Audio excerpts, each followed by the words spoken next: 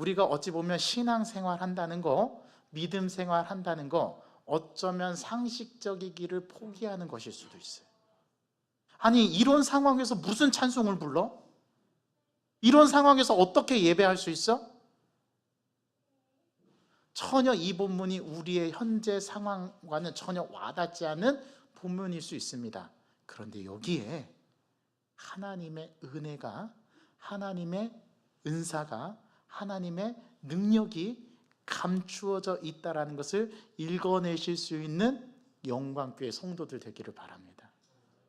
여러분, 이런 상황은 우리에게 주어진다면 우리는 그렇게 할 수 없을 겁니다.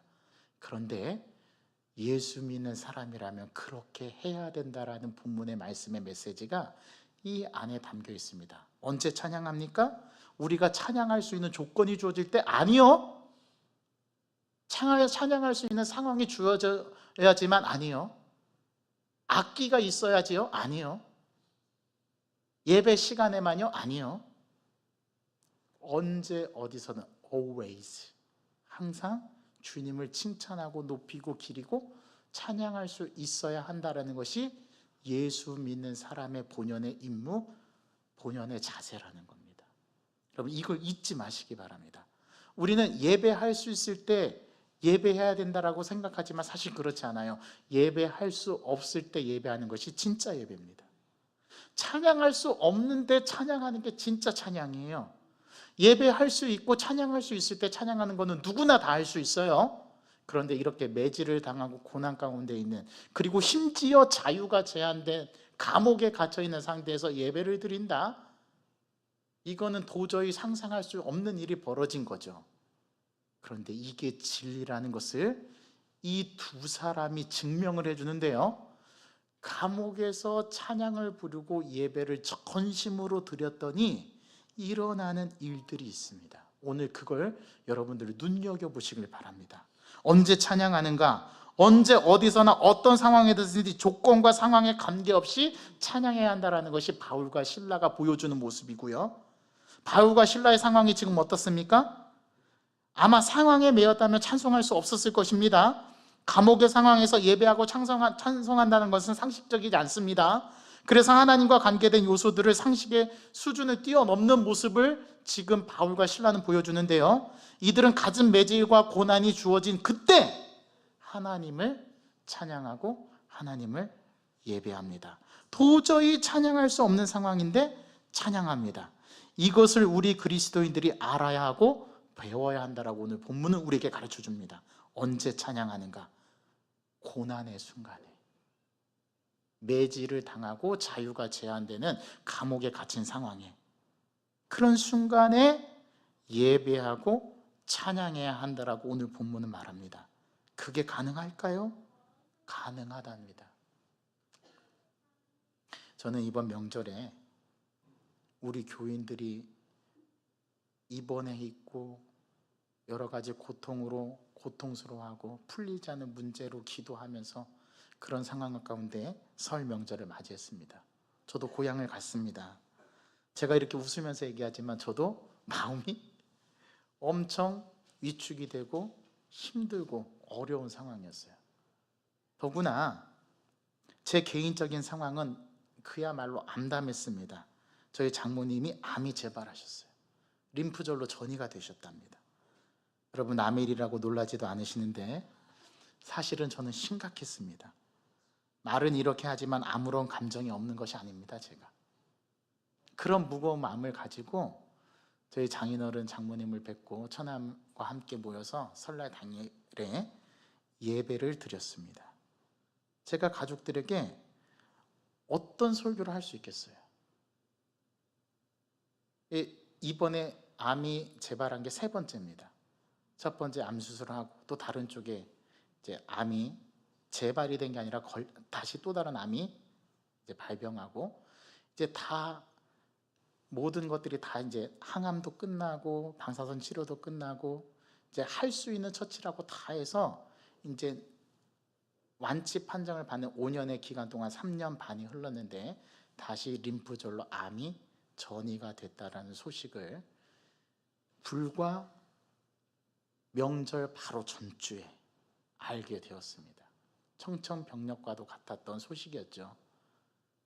안 그래도 우리 교인들이 많이 아파서 제가 마음이 너무 힘들고, 기도를 하면 하나님께서 평안은 주시지만 이 회복의 소식은 잘 들려오지 않고, 그런 상황에서 무거운 마음을 가지고 갔는데, 제가 말씀을 준비해 갖고 갔고, 또 저희 교회 그 설 명절 가정 예배 순서지가 있지 않습니까? 그거를 다 카톡으로 이제 공유를 해서 예배를 드리는데, 제가 입에서 말씀이 안 나오는 거예요. 그러는 가운데 제 마음속에 한편으로는 내가 이분들에게 어떤 말씀을 전해야 될까?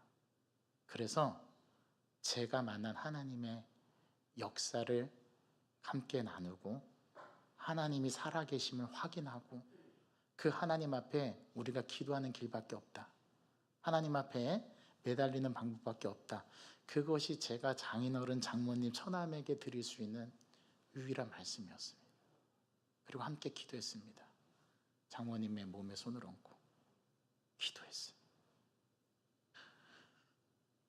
전혀 찬양할 수 없고 전혀 예배할 수 없는 그 순간에 내가 이렇게 예배하고 있구나, 우리 가족이 이렇게 예배하고 있구나, 이것이 큰 축복이구나, 이거를 저는 설날 때 제 스스로가 느끼는 그러한 삶의 고백이었습니다. 언제 찬양합니까? 누구나 다 찬양할 수 있을 때는 찬양할 수 있습니다. 감사하고 기쁘고 즐거울 때 찬양이 우리는 절로 나오죠. 하나님이 하셨습니다. 자, 그런데 여러분, 우리에게 고난이 닥쳐오고 전혀 이해되지 않는 일들이 일어나고, 나에게 왜 이런 어려움이 닥칠까? 잘 될 때 우리가 하나님이 하셨습니다, 하나님 영광 돌립니다, 우리는 이 고백을 자신 있게 할 수 있지만, 지금 고난 가운데 내 가족이 병들고 아프고 힘들고 어려울 때 하나님이 하셨습니다, 여러분 웃으면서 기뻐할 수 있습니까? 그런데 이 두 가지가 다른 게 아니에요. 하나님이 하시는 일 가운데는 이런 일들도 있다라는 것을 우리는 인정해야만 합니다. 이제 요한복음 9장에 가면 실로암 소경을 치유하는 사건을 만나게 되는데, 사람들이 물어요.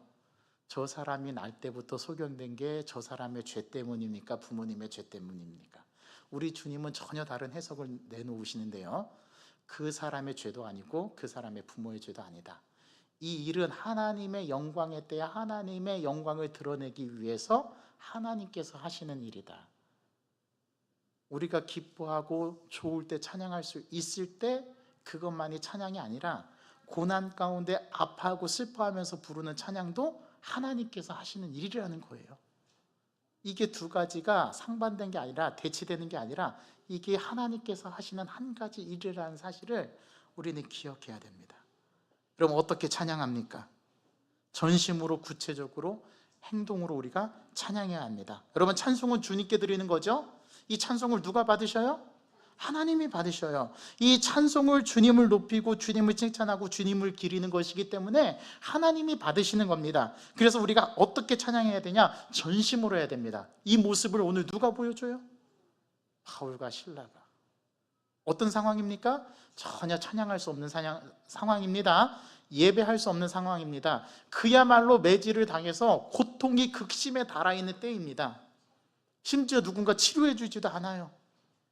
오늘 이 본문 뒤에 나오는데요, 이 간수장이 자기의 집으로 데려가서 바울과 실라가 매질당한 그 상처를 싸매주고 치료해 줍니다.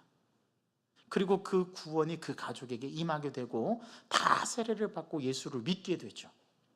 이게 바울과 실라가 경험한 감옥에서의 예배와 찬양이었습니다.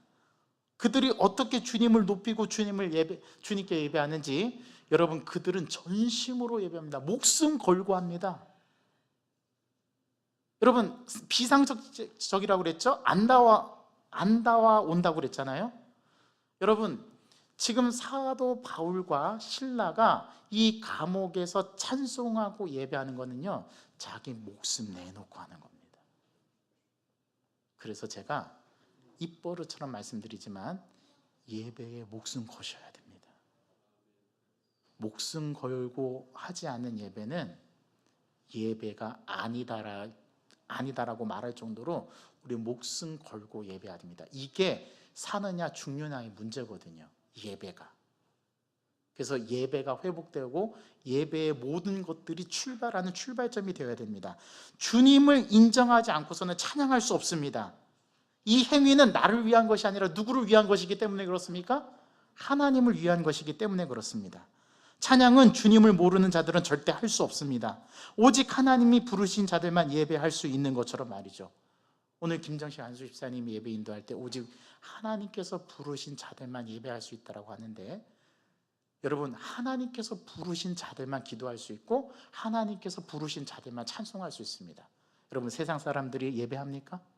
주님을 모르는 자들이 예배할 수 있나요? 아니요. 주님을 모르는 자들은 예배할 수 없고 기도할 수 없고 찬양할 수 없습니다.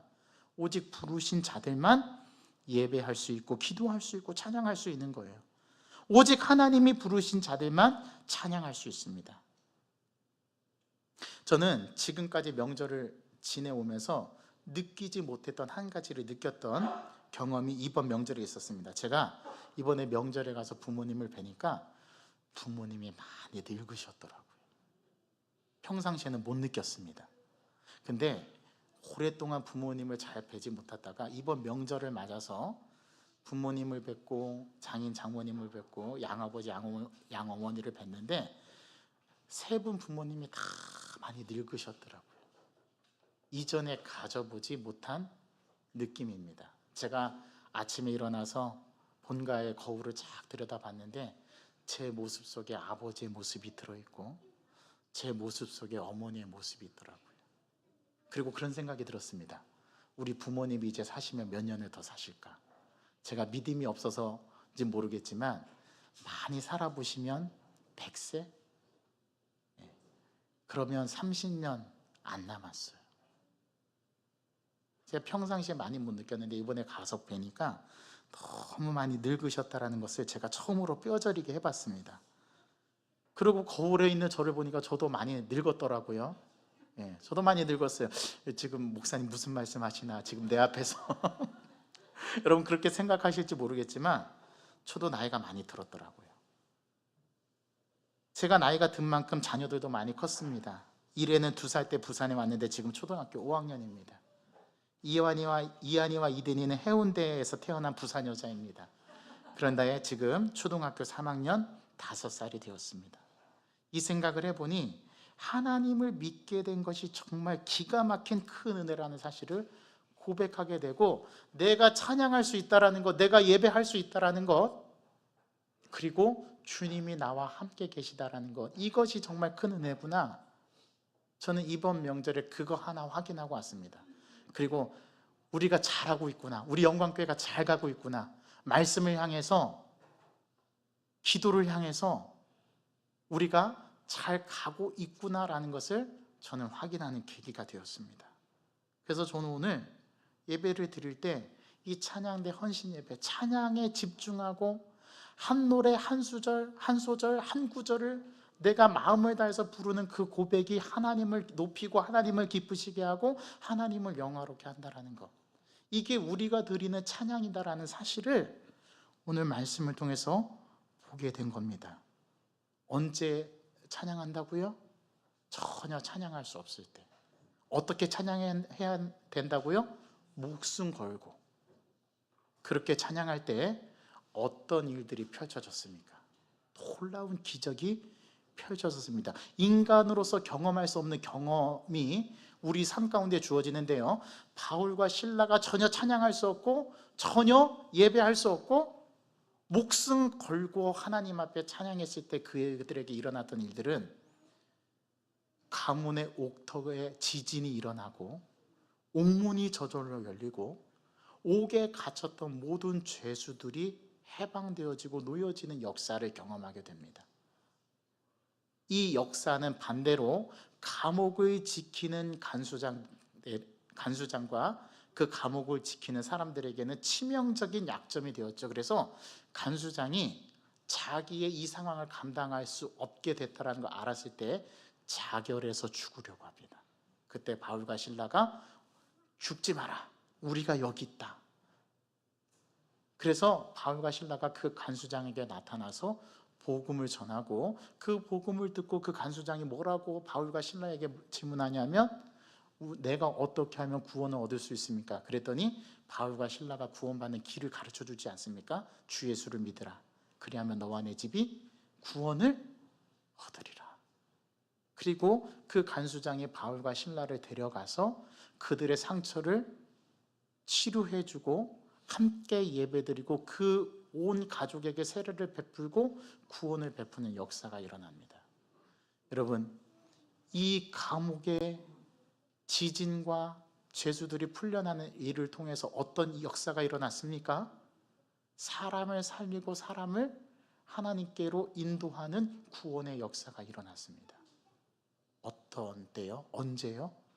목숨 걸고 찬송했을 때, 찬송할 수 없을 때 찬양했을 때, 그때 이 일들이 일어났습니다. 이 일들이 오늘 이 헌신 예배를 드리는 우리들의 삶 가운데 그대로 재현되기를 저는 간절히 소망합니다. 그게 어떠한 문제이든 어떠한 상황이든 어떠한 조건이든과 상관없이 하나님을 높이고 하나님을 칭송하고 하나님 앞에 집중할 때 우리에게 일어날 수 있는 역사와 기적은 우리가 전혀 상상할 수 없는 놀라운 일들이 우리 앞에 펼쳐질 수 있는 가능성이 우리에게 있다라는 사실을 오늘 말씀은 우리에게 가르쳐 줍니다. 이게 뭡니까? 이게 비전이에요. 우리가 볼 수 없는 것을 볼 수 있게 만들어주는 것, 남이 볼 수 없는 걸 우리는 보게 되는 것, 이게 비전이라고 말씀드렸지 않습니까? 찬송을 할 때 이런 역사와 이런 기적이 일어날 수 있다는 것, 이걸 보는 영적인 안목을 가진 저와 여러분들이 뭐가 있는 거예요? 비전이 있고 복이 있는 거죠. 이 말씀이 저와 여러분들에게 그대로 이루어지기를 간절히 소망합니다. 특별히 우리 찬양의 직무를 담당하는 우리 찬양대원들, 여러분들의 삶과 여러분들의 직장과 여러분들의 가정에서 이러한 일들이 일어나길 소망합니다. 그렇다면 이 기회를 잘 포착하십시오. 언제 찬양한다고요? Always, 항상. 나에게 어떠한 상황과 어떠한 조건이 주어져도 내가 주님을 찬양하는 것을 잃어버리면 안 된다라는 것, 이 마음이 첫 번째 중요하고요. 두 번째, 어떻게 찬양해야 된다고요? 목숨 걸고. 자, 오늘부터 이제 목숨 걸고 찬양하는 겁니다. 아멘입니까? 자, 이제 아멘 하셨으니까 우리는 공범이에요. 자, 오늘부터 이제 찬양을 할 때는 진짜 목숨 걸고 찬양하는 겁니다. 그러면 역사가 일어납니다. 그 역사를 경험하시는 오늘 찬양대원들 모두가 다 되기를 바라고, 우리 영광교회 모든 성도들 다 되기를 바랍니다. 여러분, 저는 단순히 찬양을 열심히 부르고 찬양을 잘하면 기적이 일어난다, 이런 단순한 차원의 말씀을 드리는 게 아닙니다. 우리의 신앙의 본질이 여기에 있다는 거예요. 여러분, 우리는 그런 조건이 안 될 때, 그런 상황이 안 될 때 그래도 하나님을 높이고 하나님을 하나님됨으로 인정하고 하나님께 찬양을 드리며 영광을 돌리는 이 본질을 잃어버리지 않을 때, 나에게 고난이 닥쳐와도, 내가 암에 걸려도, 내가 죽을 병에 걸려도 그것을 이루어 가시는 하나님을 어떻게 할 수 있어요? 믿고 신뢰할 수 있다는 사실입니다. 저는 이걸 믿습니다. 저는 암에 걸려도 주님을 찬양할 겁니다. 저는 죽는 기한이 나에게 다가와도 저는 주님을 높일 겁니다. 목사님 지금 그러니까 자신 있게 말할 수 있는 것 같죠. 목사님도 그 상황이 안 돼 보면 모르잖아요. 아니요, 저는 오늘 바울과 실라를 통해서 배웁니다. 저는 그렇게 살 겁니다. 여러분들에게 이 삶을 강요할 수는 없습니다. 하지만 같은 마음이기를 간절히 소망합니다. 그렇게 되면 우리 영광교회는 하나님께서 말로 형용할 수 없는 귀한 은혜와 기적의 역사를 이루어 가실 줄 저는 믿습니다. 여러분, 이걸 믿으시길 바랍니다. 그리고 그 믿음대로 되시기를 주님의 이름으로 간절히 소망합니다. 하나님, 오늘 찬양대 헌신 예배를 통해서 오늘 너무 익숙하고 잘 아는 이 본문의 말씀의 의미를 저희들이 한 단계 한 단계 깊이 있게 묵상해 봅니다. 지금 바울과 실라는 전혀 찬양할 수 없는 상황, 예배할 수 없는 상황인데, 이들이 한 일은 오히려 이런 상황 속에서 목숨을 걸고 감옥에 갇힌 상태에서 주님을 높이고 주님 앞에 예배하고 있다는 사실, 그들은 매질을 당해서 몸이 찢기고 상처가 나고 쓰라림과 고통 가운데 있을 텐데, 이들은 그러한 상황에 아랑곳하지 않고 주님을 높이고 주님을 칭찬하고 칭송하며 주님을 높이는 이 일을 감옥에서 하고 있다는 사실이 우리에게 도전이 되고, 우리가 삶을 살아갈 때 어떠한 자세 속 언제 어떻게 우리가 찬양해야 하는지를 오늘 말씀은 우리를 깨우쳐 줍니다. 우리가 어떤 상황에 놓여 있다 하더라도, 그리 아니하실지라도, 그럼에도 불구하고 우리는 주님을 높이고 찬양하고 우리의 신앙의 본질을 잃어버리지 않는 영광교회 성도들 되게 하여 주옵소서. 그런 찬양대원들 되게 하여 주옵소서. 그런 찬양의 직무를 감당하는 제사장들이 되게 하여 주옵소서. 우리는 주님을 찬양할 것입니다. 주님을 높일 것입니다. 오늘도 주님을 높이고 내일도 주님을 더 많이 높이고, 그렇게 주님 앞에 나아가는 저희들의 신앙의 여정을 걸어갈 때 주님 살아계심을 보여주시옵소서. 주님 능력을 나타내 주시옵소서. 그래서 우리가 그 능력을 보게 하시고 세상 사람들이 보지 못하는 것을 보는 그 비전의 의미를 깨달아 아는 저희들의 영적인 눈을 뜨게 하여 주옵소서. 예수 그리스도의 이름으로 감사하며 기도하옵나이다. 아멘. 그런 마음으로 이 시간 우리 함께 이 찬양으로 고백했으면 좋겠습니다. 나는 찬양하리라. 함께 찬양 드리겠습니다.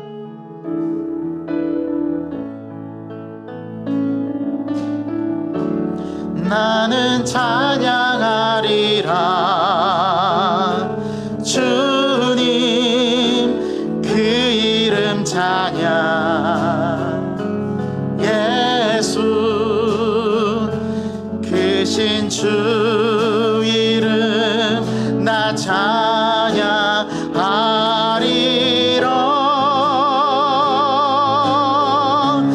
나는